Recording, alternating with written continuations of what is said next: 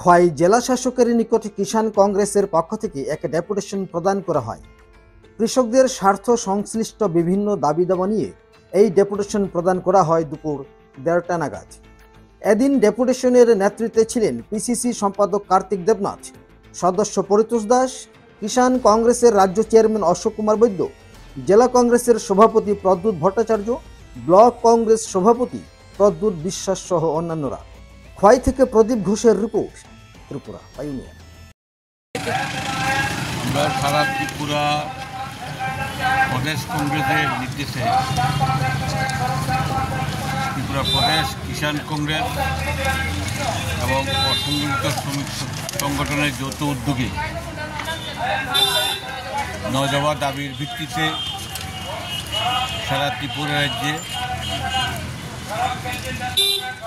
৮টি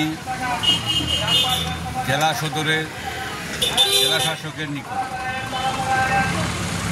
আমরা কৃষক এবং শ্রমিক সাধারণ মানুষের স্বার্থ সংশ্লিষ্ট বিষয় নিয়ে ৯ দফা দাবির ভিত্তিতে আমরা দিতে যাচ্ছি। বর্তমান সময়ে এই দেশের কৃষক এবং শ্রমিক স্বার্থবিরোধী আইন প্রণয়ন নিয়ে ব্যস্ত আছেন কেন্দ্রীয় বিজেপি সরকার। কিছুদিন আগে কৃষক স্বার্থবিরোধী 3টি আইন পাশ করানোর জন্য চেষ্টা করেছিলেন। সারা ভারতবর্ষের কৃষকের আন্দোলনের পরিপ্রেক্ষিতে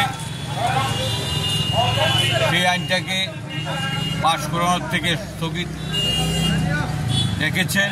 তার জন্য ধান কেটে এখনই তাদের ধান বিক্রি করার প্রয়াস তারা নিচ্ছে।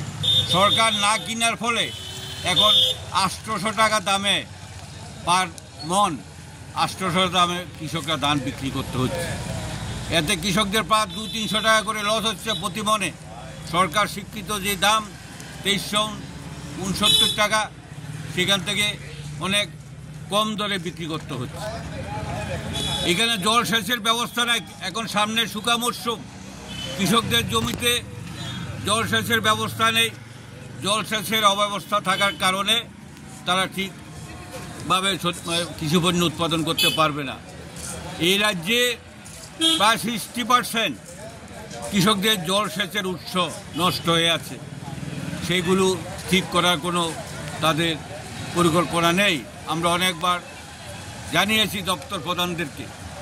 এই সমস্ত গুরুত্বপূর্ণ দাবিগুলো নিয়ে আমরা আজকে সারা ত্রিপুরা রাজ্যের সঙ্গে তেলেমুরা জেলা কিষাণ কংগ্রেসের উদ্যোগে আমরা খোয়াই ডিএম মহোদয়ের নিকট ডেপুটেশনে দিতে যাচ্ছি।